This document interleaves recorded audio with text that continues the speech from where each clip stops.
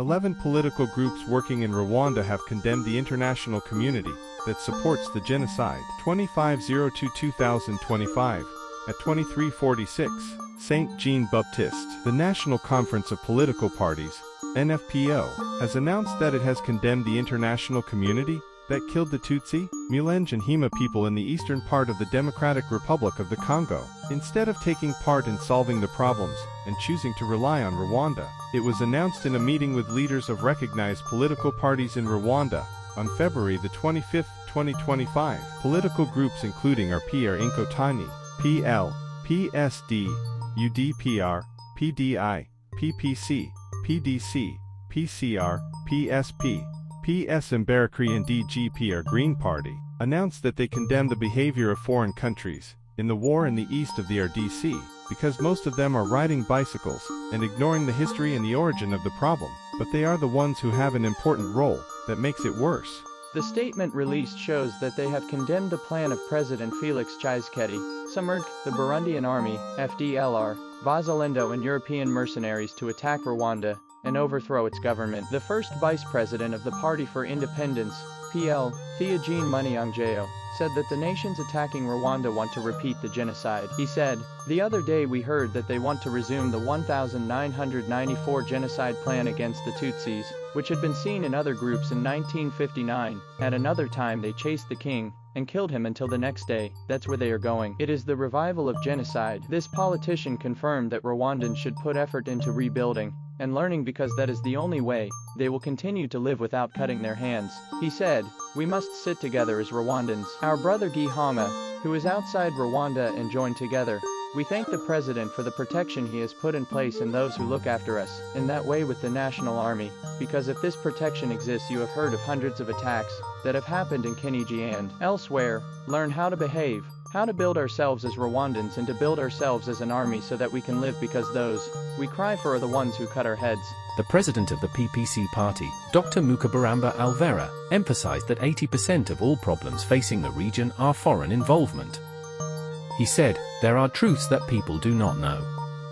They are the ones in Rwanda, but they are the ones who insult us, condemn us and impose punishments on us. We must tell the truth. Those we can meet with all. They must know the truth of what is happening in Eastern DRC. We must condemn the international community because 80% of them are involved in the Congo problem and they have the power, but we must also condemn others from the RDC. Things have failed, bad leadership, look at the failures and stop focusing on Rwanda.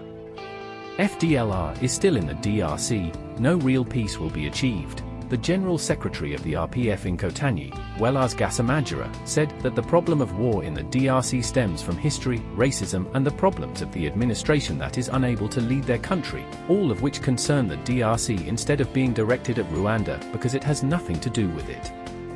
He said, because they are misguided, they take away the property, they take away the sovereignty of the country.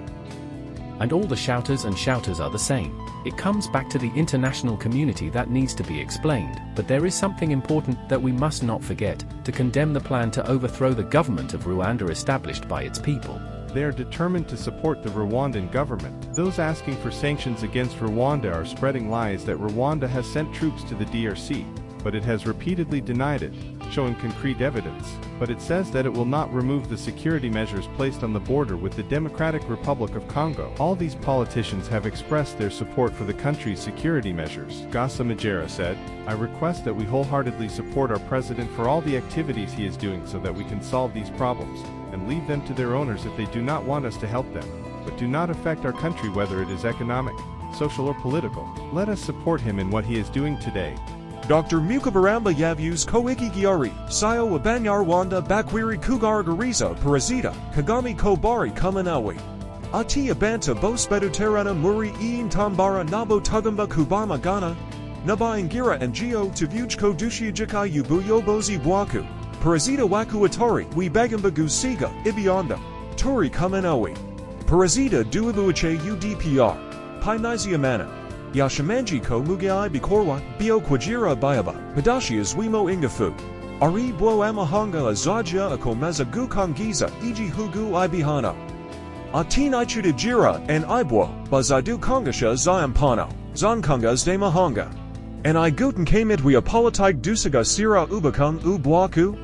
Nizia mana yavus koa bafite emit we Politik, ginshudimu mahanga bakwai kujia by ganiriza kugira and geo nijia no kubu tegatsiaze, by fight amakuru nyakuri, yinkomoko yibabazo biogariju burazirazuba bwa, RDC. U Rwanda Rugaragaza ko Russia Jiki and Zira Ubiganiro Yashiaswan and Zago za Furica, by Mahariko, Ibiganiro, by the Nairobi na Luanda by Huj Kukoari, Bo Bizavamo Umuti Urambi Dubi Bazo. Urakamena Buri Chabel Yatsui one official. Aduna Makurize.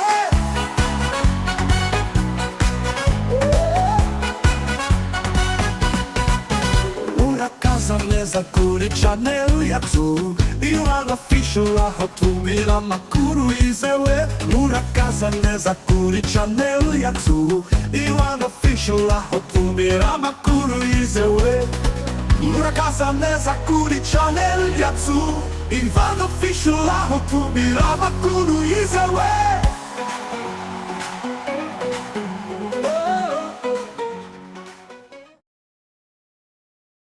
Uhawe ikaze kuri Ivan Official, ikinyamakuru cyizewe cyane kandi gitanga amakuru agezweho cyane mpuzamahanga. Uhawe ikaze nibwo bwa mbere wagera ku channel, kora subscribe kandi no kunzogera kugira ngo ujye wibonera ibiganiro byose dushyira ku muyoboro wacu wa YouTube. Reka nongere mbatabarutseyo nimutabarukayo mu makuru y'icyongereza go mwagezwagaho n'abanyamerika batandukanye. Mu byukuri numvishije ngewe bavuga icyongereza gikaze cyane mu byukuri, ariko reka mbabwire ngo baba batubwira amakuru mpuzamahanga kugira ngo n'abanyamahanga bagire icyo bumva. N'abantu n'abanyamakuru baba baturutse muri Amerika, nzababwira ukuntu tujya tuhura nabo kandi bakatuvugisha. Nimukurikeyo. Reka nongere mbabwire ngo tuba twifashishije ikinyamakuru cyitwa igihe.com kuva hariya hirya mu gihugu cyacu cyitwa Rwanda nish. Abanyarwanda ndabasuhuje aho muherereye hose. No kuri reka mwongere muhabwe ikaze kuri Ivan Official. Reka nongere mbabwire ngo tugiye gusesengura bimwe by'abo banyamakuru batubwiraga mu cyongereza. Umunyamakuru umwe yatangiye avuga ati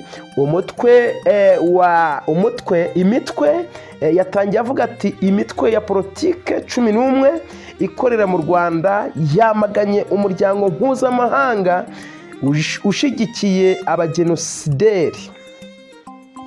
Yakomeje avuga ati ihuriro ry'ibihugu nyunganabitekerezo ry'imitwe ya politiki NFPO ngo ryatangaje ko ryamaganye amahanga yatereye hagati mu Batutsi, Abanyamurenge n'Abahima bakicirwa mu burasirazuba bwa Repubulika Iharanira Demokarasi ya Kongo, ngaho kugira ngo aho kugira uruhari mu gukemura ibibazo biri hagati, ahubwo ngo bakabisunikira ku Rwanda.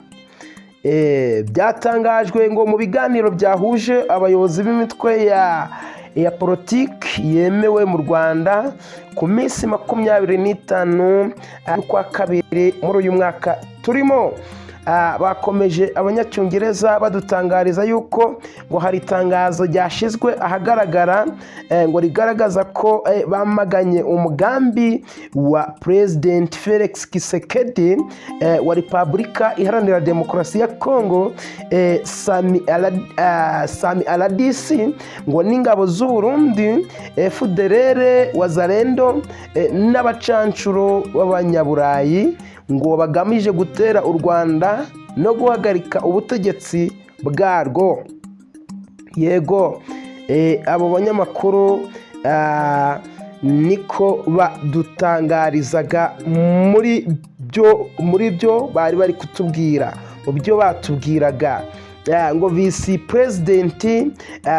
perezida wa mbere ngo w'ishyaka riharanira ukwishyira ukizana epu ibyo bita PL Theogene Munyangeyo ngo yavuze ko amahanga yibasira u Rwanda ashaka gusubukura ikintu bita jenoside.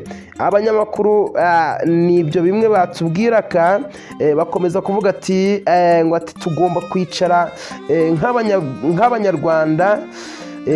nk'abanyarwanda ngati tugomba kwicara nk'abanyarwanda, wa murunga wacu wo kwihanga wibanze, kandi ngo tugafatanyiriza hamwe. Abanyamakuru bacu niyo makuru batugezagaho. Reka nongere mbabwire ngo niba ari bwo bwa mbere mu by'ukuri ugeze kwiyica no kora subscribe kugira ngo tujye twibanira mu bindi biganiro, amakuru yizewe kuri Ivan Official.